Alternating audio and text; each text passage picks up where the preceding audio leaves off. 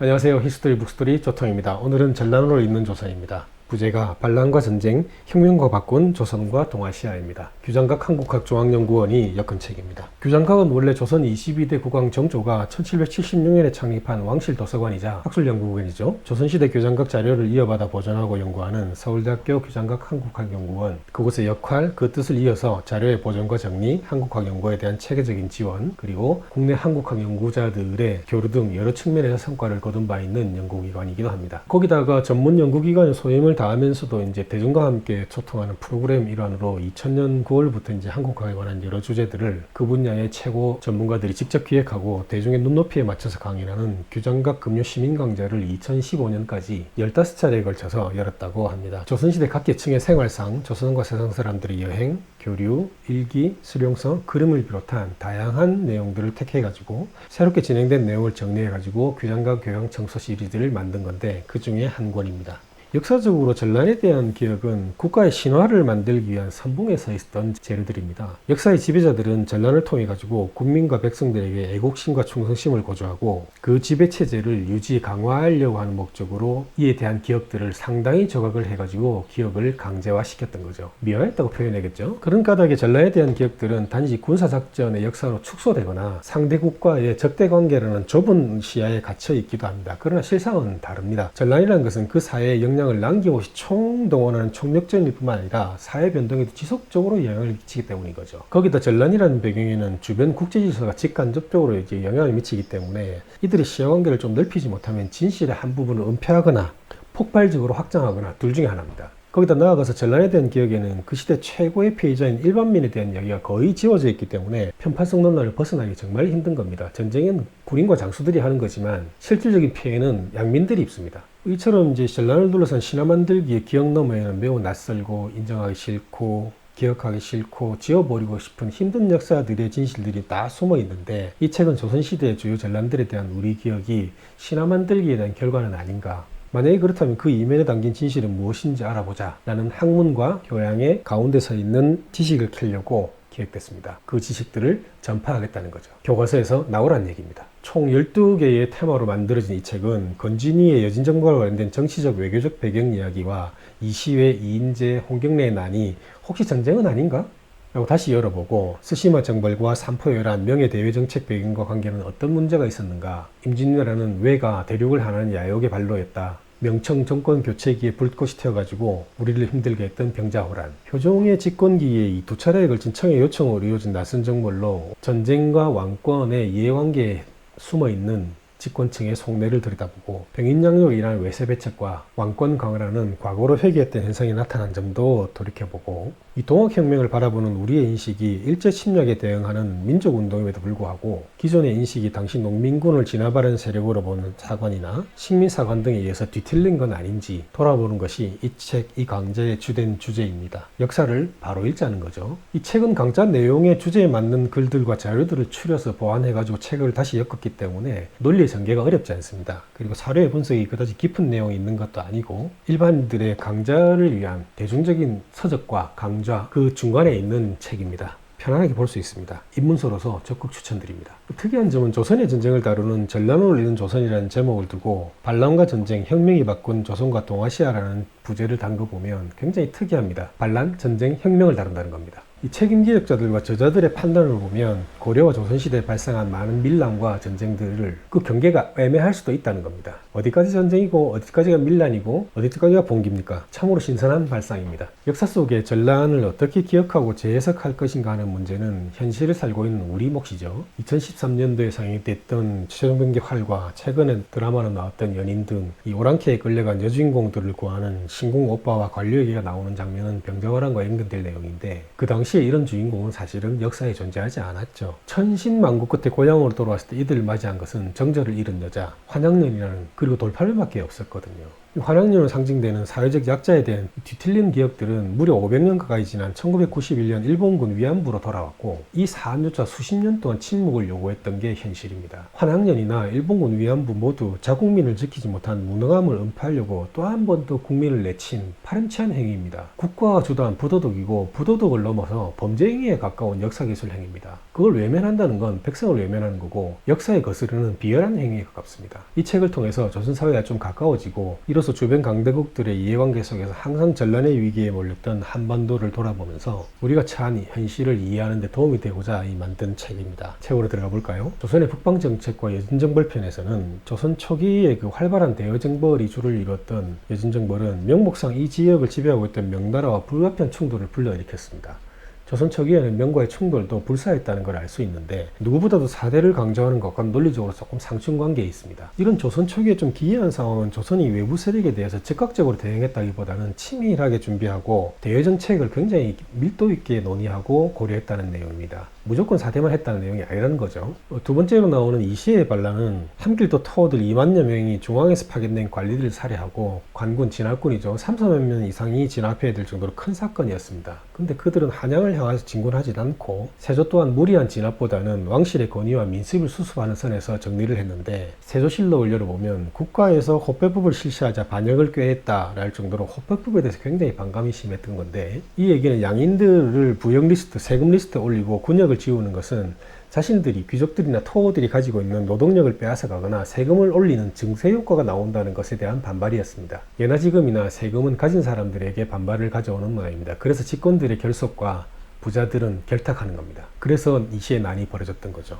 어쨌든 그 이후에 세조가 사망한 이후에 헌법법이 강력하게 시행하는 데는 무려 150년이라는 시간이 걸렸어요. 그동안 토호 세력들은 기득권을 쭉 유지해 왔던 거죠. 어느 사회나 기득권을 흔드는 건 쉬운 일은 아닌 것 같아요. 이시의 난을 지나면서 새로 떠올랐던 세력들은 죽임을 당하거나 귀양을 가게 됩니다. 결국은 기득권 세력들이 거세를 한 거죠. 써먹고 버렸다는 겁니다. 전근대 동아시아 세계에서 외국과의 공식 거래는 국가의 확실한 통제하에서 성립된 체제를 보통 조공제도라고 얘기를 하는데, 이는 정치, 군사 문제뿐만 아니라 사회, 경제나 문화적으로도 연결되어 있다는 걸 뜻하는데, 중국이 일방적으로 정한 이 규정에 민간 왕래는 큰 제약을 받았던 거죠. 핵심은 중국의 선진 문물들이 밖으로 빠져나가는 것을 싫어했고, 그 빠져나간 편린의 지식들이 그들의 발전 동력으로 활용되는 것을 차단하는 것이 주 목적이었던 겁니다. 조공제도는 명이 처음으로 시작한 건 아니고 이미 오래전부터, 예컨대 그 최초의 통일 왕조였던 진안 때부터 실시했고, 다만 명이 그것이 다른 시비와 구별되는 것은 해금 정책을 실시한 데 있습니다. 이 해금 정책은 해상교통, 무역, 어업 등을 제한하는 걸 말합니다. 1371년 홍무제가 왜구를 막는다면서 외국과의 교역 및 해로 출항을 금한데서 시작이 됐는데, 실상 해금 정책은 바다에만 국한되지는 않았습니다. 오히려 육지 쪽의 국경선이 훨씬 더 철저했습니다. 그것은 주변에서 이제 제2, 제3의 원나라가 출현한 것을 봉쇄하기 위한 목적이 컸죠. 중국의 선진 문물들이 밖으로 빠져나가서 그 편의 발전이 동력으로 활용되는 걸 원천 차단하는 게 그 목적이라고 이미 말씀드렸습니다. 직접적인 지배 방식이 아닌 간접적인 지배 방식인 기미책과 이의제의 시책이 효율적으로 병행하기 위한 것도 같이 엮어서 봐야 됩니다. 자신들에게 우호적인 세력을 선택해가지고 국가 차원의 공식 교류만, 그것도 확실한 통제 하에서만 가능하도록 규정했던 겁니다. 해금 정책을 완성한 인물은 정화의 원정으로 유명한 3대 영락제였죠. 강력한 해군력을 바탕으로 바다를 통한 교류를 국가 차원에서 철저하게 통제했습니다. 그런데 명나라 또한 자신들의 해금 정책을 유지하는 데는 조선의 협력이 무엇보다 중요했거든요. 지정학적으로 조선의 협조 없이는 해금 정책이 동북아 쪽에 실현되긴 힘들었습니다. 외구로 우리나라가 막아줬던 거죠. 종전에는 스시마 정벌의 배경을 조선과 일본의 양자관계로 해석을 했는데, 실제로 알아보면 다른 해석이 많이 나옵니다. 명나라가 무로마치 막부 쇼군을 통해 가지고 외적을 제어하는 방식을 실제로 취했던 겁니다. 그런데 협조를 구해내지 못하니까 정벌을 계획했던 건데, 일본도 막부가 전국 시대로 들어가면서 통제불능 상태였거든요. 그 상황에 왜구들이 명나라 해안직에 막 다시 출발하니까 여러 가지 큰 피해를 입히니까 명은 열받아가지고 왜를 근절할 연구를 하기 시작했던 겁니다. 치러 가야 되겠다 이 생각을 했던 거죠. 근데 이제 명이 군사를 일으켜가지고 왜를 칠 경우에는 조선을 격려할 수밖에 없는데, 이 조선을 격려하다 보면은 조선은 징벌 문제도 있고 병참 기저화될 것이 뻔하지 않습니까? 그러다 보니 조선이 군사를 동원해가지고 저들의 근거지를 충분히 공격할 수 있다, 이렇게 의사를 피력을 했고, 실제로 명인 군사를 동원할 필요가 없다, 이렇게 설득을 했던 겁니다. 뿐만 아니라 그걸 각인시키려고 정벌을 했고 대마도의 항복을 받아냈죠. 조선은 자존 위주의 노선을 지향했던 겁니다. 일본은 내부 사정으로 외부 세계와의 교류가 필수적이었던 거고, 그들은 교육이 중단되거나 여의치 못하면 모두 망할 거라는 인식이 굉장히 강했다고 합니다. 그들은 자기 시각으로 자신들은 침공을 받았지만 매복 전투에서 조선군을 크게 이겼다는 사실만을 강조하고, 즉 다시 말해서 기습 공격을 방어하는 데 성공했다고 주장을 합니다. 지금까지도 그들은 굳건하게 유지되는 그들 나름대로의 이해 방식입니다. 독특하죠? 아니죠, 나쁜 놈들이죠. 임진왜란 얘기도 나오는데, 임진왜란 당시에 대륙의 한족은 한반도를 해양 세력의 전출을 저지하는 완충지대였어요. 해양 세력인 일본이 대륙으로 세력을 확장하기 위해서 반드시 확보해야 되는 거점으로 한반도는 기능을 했거든요. 중국이 한족 국가들과 북아시아의 유목, 반유목민들이 충돌할 때마다 우리나라는 피해를 입기도 했지만, 이 두 세력 모두 한반도를 직접적으로 완전 정복한다는 생각은 하지를 않았습니다. 해양 세력을 블러킹해주는 DMZ로 봤던 거죠. 거기다가 고구려와 충돌로 수나라가 망했고 당나라도 큰 피해를 입은 역사적인 교육을 자기들은 알고 있었기 때문에 대륙의 한족들은 한반도를 멸망시키고 이 지역을 직접적으로 지배한다는 생각은 선택지에서 제외했던 겁니다. 한반도의 한민족 역시 대륙의 한족 국가를 외교적으로 존중을 하면서 독립을 유지한다는 외교적 전략을 펼쳤죠. 하지만 해양 세력들은, 특히나 일본은 완전히 반드시 정복한다는 입장을 고수했습니다. 겁도 없이 대륙을 넘봤던 거죠. 그놈들은 나중에 미국도 넘봅니다. 태평양을 건너가고 싶었던 거죠. 아니면 태평양을 건너오들은 미국 세대를 맞고 아시아를 대동아 공영권으로 놓고 자기 걸로 만들려고 했습니다. 항상 겁없는 무모한 도전을 하기로 유명한 일본인데, 그들의 얍삽한 생각들은 각별히 유의할 필요가 있습니다. 임진왜란 초기의 얘기가 나오는데, 이 조선은 북방 세력에 대한 방비책으로 북쪽 국경선의 병사들과 장비들을 다 올려보냈거든요. 그래서 남쪽에는 소수의 왜구들만 상대하는 그런 전술적인 부대만 있었기 때문에 임진왜란 초기에 한반도 남쪽이 완전히 무너져가지고 한방에 한양까지 밀고 오야 되는 이유에는 한반도 북부에 배치됐던 군대가 남하하는 데 시간이 필요했던 겁니다. 그래서 남하에서 임진강에서 일본군과 충돌한 음력 5월 이후에는 일본의 진격 속도가 큰절하게 늘어졌던 거죠. 병자호란에 대한 개요도 조금 색다르게 펼쳐나가고 있습니다. 1636년 12월 9일 음력이죠. 얼어붙은 압록강을 건넌 창군은 12월 14일 거의 600km에 이르는 서울 의주거리를 불과 5만에 출발을 했습니다. 김자전을 포함한 조선군 지휘관들이 책임을 방기한 채 이제 보고도 못하고 도주를 했는데, 조선은 기화병을 당해낼 저주가 없기 때문에 평지에 싸우는 대신에 병사들과 주민들을 대류 주변의 산성으로 모두 올려보내가지고 조천과 화포로 맞서려는 전략을 구사했고, 이것이 바로 견벽창례의 기본이죠. 그리고 왕실은 강화도로 들어가서 항전한다는 고상이 기본 전략이었습니다. 인조는 12월 14일 창경궁을 나서가지고 강화도를 향했지만 입도를 못한 이유는 숭례문 부근에 도착했을 때 김포에서 강화도 가는 길이 끊겼다는 보고를 받게 됩니다. 당시 한양에서 강화도로 가려면 양화진 등에서 배를 타고 한강 하루 일달 쭉 내려가다가 김포까지 가서 강화도로 들어가는 배로 옮겨 타는 게 최단 코스였는데, 한겨울이라 강물이 얼어가지고 한강에 배를 띄울 수는 없었고 김포까지 육로로 이동을 해야 되는데 그 김포나루가 창군에서 차단됐기 때문입니다. 창군은 그까지 계산에 넣고 한강이 얼어붙길 기다렸다가 밀고 내려온 겁니다. 그들은 배 타는 기술이 부족했거든요. 조선도 알고 있었고 청군도 알고 있었습니다. 그나마 이 장면에서 최명길이 협상에 나서가지고 시간을 벌면서 남한산성에 들어갈 틈이 생겼던 겁니다. 임진왜란 얘기가 끝나고 병자호란 편이 생기면 최명길 평전도 읽어봤기 때문에 최명길 평전도 나중에 리뷰를 해드리겠습니다. 우리는 남한산성으로 들어갔는데 청나라는 남한산성을 압박을 완전히 차단하고 고사시키는 전법을 쓰는데, 청나라 입장에서 이게 새로운 전법이 아닙니다. 일찍이 요동에서 명나라 성들을 하나씩 공략할 때 써먹던 전법이거든요. 1월 22일 날 강화도가 함락되고 1월 30일 날 삼전도의 굴욕을 인조는 겪게 됩니다. 대여 전략의 끝판왕이 전쟁이고, 가장 좋은 게 전쟁을 하지 않고 정치적, 외교적 수단으로 해결을 하는 것인데, 전쟁 중간에 창군들의 요구사항이 자꾸 높아져 간다는 것도 내용을 알 수 있습니다.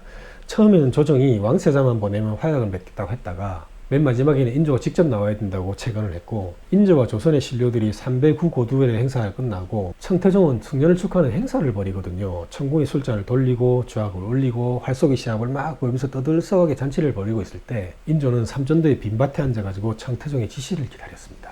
청태종은 인조에게 굴욕감을 느끼게 하고 싶었던 겁니다. 훗날의 정치적인 효과를 노렸던 겁니다. 이렇게 큰 줄기에 병자호란을 놓고 보면 가장 중요한 것은 최악의 고통을 진 포로 문제였다는 겁니다. 백성들이 노예로 끌려간 건데, 정확히는 피로인 문제라고 얘기를 하는데, 피로인이라는 것이 청군에 끌려간 조선인 민간인들을 얘기하는 겁니다.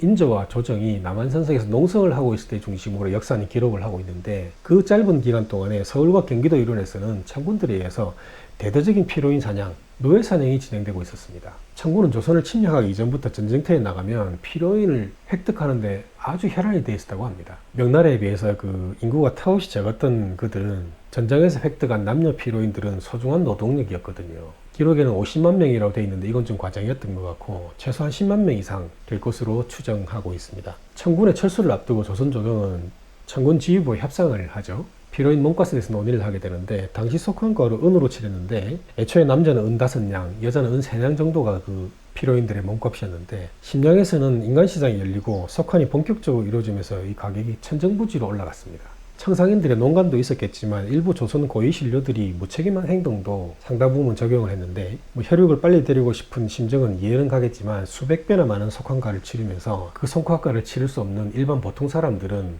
가족들을 데려올 방법이 없게 된 겁니다. 자기 가족 챙기기에 급급했다는 내용도 책에 나옵니다. 나선정벌 얘기도 좀 들어보면 굉장히 안타까운 내용이 많은데 효종 10년에 러시아의 동진을 청은 막아낼 여력이 없었거든요. 남명 쪽에 이 주력군이 다 가가지고 거길 제압하느라 정신이 없었기 때문에 이 동쪽을 막을 힘이 없었던 겁니다. 나선정벌을 좀 정밀하게 얘기하면 17세기 중반에 북만주로 남하하는 러시아 나선이죠. 그걸 저지하려고 했던 청의 출병 요구에 따라서 조선군이 송하원과 흑룡강 주위로 1654년과 1658년 두 차례의 출병을 했던 것을 얘기합니다. 1차는 송하강을 따라 내려오던 러시아 세력을 차단했고 2차는 적장 스테판을 포함한 220명을 전사시키고 승리했다는 단순한 이해를 하고 있는데 이는 국가 차원에서 나선정벌의 실상을 덮고 새롭게 미화하려는 작업을 추진한 후대 사람들의 포장, 미화를 역사적인 사실로 지금까지 믿어왔던 것입니다. 지금이라도 돌려놔야 됩니다. 조금 자세하게 얘기를 하자면 효정 10년에 러시아 동진을 청은 주력군은 남명을 제압하느라 정신없다. 이건 이미 말씀드렸고 조선은 변급을 사령관으로 총수병 100명을 포함해가지고 1차에는 152명, 2차에는 200명을 포함한 265명을 발병을 했는데 비록 아군의 피해도 적지는 않았지만 의미 있는 성질을 거두었지만은 그 당시에는 모든 사람들이 멘붕에 있었습니다.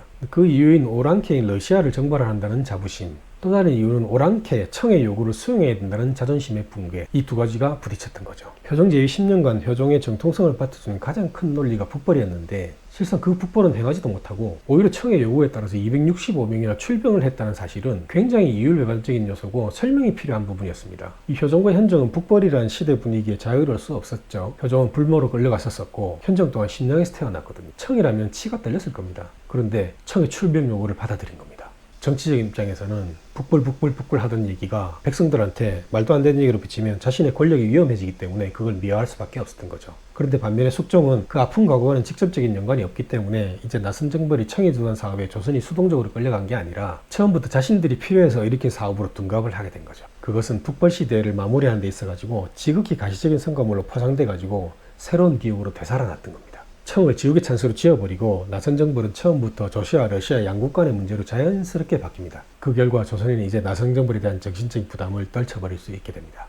청이 쩔쩔매던 것을 조선이 가서 무찔렀다는 상황을 설정해가지고 청에 대한 우월감을 느끼게 하고 병자호론의 상처를 씻고자 했는데 우리는 이런 기억의 전환 작업을 역사적 사실로 믿고 있는 겁니다. 이인자의 무장반란 얘기도 참 재밌는 내용이 많은데 영조와 노론에 대한 반감이 1728년 반란의 내광이 된 건데 핵심이 이인자의 반란에 참여한 세력이 다양하다는 겁니다. 서론, 남인, 북인 다양한 당색의 양반들이 참여했고 서울, 경기, 경상, 충청, 전라 등 전국 각지의 정치 세력들이 무장한 상태로 권력 쟁탈을 둘러싸고 벌이는 이 싸움도 전쟁으로 분류할 수 있습니다. 내란인 거죠. 하지만 20여일 만에 진압이 됐습니다. 실록에 보면 영조가 100년 동안 내려온 세족에서 반역자가 많이 나왔다 할 정도로 그 반란에 참여한 양반들 중에 내노라는 집안에 탄탄한 지위를 확보하고 있는 인물도 많았다고 합니다. 관료로 살아도 손색 없는 사람들이 목숨을 건 반역에 가담을 했다는 건 굉장히 큰 의미를 집니다. 노론과 난노론의 대립이었던 거죠. 이 경종을 지지한 서론들 가운데 다수가 경종의 죽음은 영조 때문이라고 생각을 했고 극가덕이 영조를 국왕으로 인정을 하지 않았던 건데 덕분에 정권강화 차원의 탕평책이 실시됐고 균역법 등간 유화정책 그리고 상강오름 등이 담긴 상강행실도를 원문과 언문이 섞인 그림책으로 널리 찍어서 배포를 하면서 백성들의 교화 작업도 병진을 했습니다. 결국 하면 난리가 나서 들었다 놔야 정신을 차린 건가요? 홍경래의 남편도 주목할 내용이 있는데 되게 몰락한 양반이었다고 설명을 하는데 많은 개설이 지금도 그렇지만은 평안도 남단의 작은 마을 용강에 살던 평민이었다는 것이 굉장히 중요한 의미를 가집니다. 대빵이 평민이었습니다. 몰락하는 지배 세력의 저항이 아니라 새롭게 성장하는 평민들이 주도한 반란이었다는 게 핵심입니다. 그 당시에는 평민들이 급성장하고 있었거든요. 반란을 일으키기 이미 10년 전부터 풍수를 보면서 아이를 가리키는 훈장 일을 하면서 동지들을 규합했습니다. 덕분에 저항지식인으로 분류되는 다수들을 포함해서 지휘부를 구성할 수 있었습니다. 홍경래의 나는 평안도라는 지역적 특수성, 사회적 특수성에서 준비가 되고 있었지만은 그 사건의 배경, 경과, 결과는 결국 조선 후기 전체 사회의 성격을 반영하는 난이었습니다. 조선 후기에는 하층민의 성장을 바탕으로 소수의 주도자들이 권력을 장악하려는 무장봉기 반란색을 기획하고 일으킨 겁니다. 한편 농민들은 불법적인 세금 징수 등 일상생활에 접하는 억압에 저항해서 합체하면서 밀란이 크게 번졌던 거죠. 이 홍경래는 19세기를 별난을 대표하는 대표적인 동기였고 평민 출신이 토착 기반을 갖춘 최고 엘리트를 포함해가지고 그 지역 모든 사회계층을 지휘했다는 게 핵심입니다. 조선의 전통적인 지배 세력인 사족이 없거나 미약하고 경제 역량이 크게 확장된 평안도의 특수한 사정 속에서 반란 중심 세력인 저항지식인과 장사층이 성장하고 결집했지만 장기적으로 볼 때 그들의 성장은 조선 후기에 나타난 일반적인 상황이었거든요. 그때 홍경래난이 아니었으면 다른 평민들의 누군가 난이 났을 수도 있다는 설정을 해봅니다. 이 책의 병인 양요 부분도 생각할 게 굉장히 많은 내용을 담고 있습니다. 대원군이 가장 우려했던 열강은 러시아였거든요. 1860년을 두고 두만강을 놓고 조선과 국경을 접하게 된 러시아는 경우를 통해서 여러 차례 통상을 압력을 가하면서 조선을 위협했거든요. 조선 정부는 러시아의 통상 요구와 군사적인 압박에 대해서 이 중앙정부 차원에서 일체 불응을 했습니다. 한편 이에 맞선 근본적인 대책으로 제3의 서구 세력과 연계해서 대응하려고 했던 겁니다. 자국의 역사는 자국이 쓰고 지켜야 되는데 외세에 대응을 했더니 이게 좀 안타까운 사실입니다. 거기서 문제는 출발했습니다. 대원군이 생각한 제3의 서구 세력은 프랑스였고 이를 위해서 천주교 교구장인 베르네 주교와 접촉을 시도합니다. 그동안 조선 정부로부터 수차례 탄압을 받았던 천주교 측은 이를 천주교 포교를 위한 그리고 신앙의 자유를 획득한 천호의 찬스라고 생각을 하고 대원군과 베르네 주교의 만남을 적극적으로 주선을 했습니다. 이들이 구상한 대책은 조영불 삼국의 동맹이었습니다. 그런데 무슨 이유인지 잘 모르겠지만 대원군과 베르네 주교의 만남은 이루어지지 않았고 오히려 강한 역풍이 불어닥칩니다. 사실 천주교인과 만남은 대원군에겐 정치적으로 커다란 부담이었거든요. 만일 이 사실이 알려진다면 대원군은 정적들에 반발하고 정치적 공세로 자칫하면 정치적 위기를 맞을 수 있는 사안이었기 때문에 거꾸로 공세를 취했던 겁니다. 그래서 대원군은 천주교 측과 교섭을 포기하고 오히려 천주교를 탄압함으로써 자신의 정치 기반을 다지려고 합니다. 나라의 운명보다 자신의 정치 기반이 더 중요했던 겁니다. 천주교 교인들의 학살은 이렇게 진행됩니다. 대원군은 1806년 2월 천주교 금합령을 선포하고 베르네 주교를 비롯해서 국내에 있던 12명의 프랑스 식부 가운데 9명을 체포해서 서성무에서 채용을 하고 약 한 달 동안 수많은 천주교들 채용하는 병인박해를 단행합니다. 극적으로 탈출한 리델슨부가 중국 텐진으로 가가지고 프랑스 영사관, 프랑스 국방함대 사령관인 로즈에게 대원군의 천주교 박해 사실을 알리죠. 여기서 이제 주목해야 됩니다. 1차 원정은 조선 해안과 한강 탐색하고 강화도 점령을 하고 한강 유역을 봉쇄하는 작전을 결정을 하고 2차 원정을 옵니다. 2차 원정이 병인 난건데 프랑스 국방함대의 조선 원정은 러시아에 앞서가지고 조선을 먼저 식민지화하려고 하는 제국주의 침략에 프랑스 신부 살해와 천주교도 박해라는 것은 침략을 위한 구실밖에 안 됐던 거죠. 그 이면을 조금 열어보면 프랑스는 1866년 원정 이전에 1846년과 1847년에도 이미 군함을 2차례 파견해가지고 무력 시위를 벌인 적이 있습니다. 그때 이유도 프랑스 신부 채용과 천주교도 박해였거든요. 그런데 이때는 무력 시위를 통한 외교 절충을 꾀한 데 반해서 1866년에는 직접 군사적인 공격을 감행했다는 게 차이점입니다. 두 번 다 같은 이유였는데 하행하는 방법이 달랐다는 건데 그 까닭을 열어봐야 됩니다. 그 사이에 프랑스 외교 정책이 달라진 까닭입니다. 1852년 프랑스 제2제정을 수립한 나폴레옹 3세는 국익선양과 국민 회유를 목적으로 동방에 대한 침략, 식민 정책을 강화했습니다. 그 일환으로 1850년 프랑스는 이미 인도차이나 기지사령관에게 조선을 식민지하기 위한 정보를 수집할 것을 명령했던 겁니다. 그 명령을 받은 내가 개량입니다. 그해 7월 16일부터 2달간 조선 해역을 전역을 참여한 개량은 현재 조선을 아주 허약하고 그의 보호국인 청나라도 조선을 보호할 수 없는 형태이므로 유럽 강공들이 마음만 먹으면 조선을 쉽게 점령할 것이다. 러시아는 이런 허점을 이용해가지고 조선을 점령하려고 시도하는 중이다. 러시아의 점령을 막으려면 프랑스가 선수를 쳐야 된다. 라는 탐독 결과를 프랑스에 보고합니다. 프랑스는 조선에 빨리 침략을 하고 싶었습니다. 식민지화 빨리 더 만들려고. 역사적인 사실을 토대로 한 저랑의 보고서를 보면 알 수 있듯이 프랑스 극동함대의 조선 원정은 러시아에 앞서가지고 조선을 먼저 식민지화하려고 하는 제국적인 침략에 그 목적을 두고 있습니다. 단지 명분만 천주교 박해와 프랑스 신부 살해라는 침략 구실만 빌미만 우리가 주었을 뿐입니다. 그들은 침략의 명분을 찾고 있었습니다. 그리고 침략을 강행했습니다. 물론 우리가 잘 받아쳤죠. 이 이야기 뒤에 나오는 동학혁명과 러일전쟁, 청일전쟁 얘기도 나오는데 다양한 재미있는 얘기들이 많이 숨어 있습니다. 동학혁명 같은 경우에는 당시 조선 인구가 1052만 명 정도밖에 안 됐는데 최소 4분의 1 또는 3분의 1 이상이 이 혁명 대회에 참여했다는 얘기도 나오고 숫자로 따지면 200만 명 또는 400만 명이 이 전쟁에 참여했는데 이 전쟁에서 10% 이상인 30만 명이 희생됐죠. 러일전쟁과 청일전쟁도 그 전쟁과 결과만 볼 게 아니라 속내도 좀 들여다보는 안타까운 얘기도 많이 나옵니다. 일반인들도 쉽고 편하게 읽을 수 있는 전란으로 읽는 조서 오늘 한번 들어봤습니다. 히스토리 북스토리 조통입니다. 감사합니다.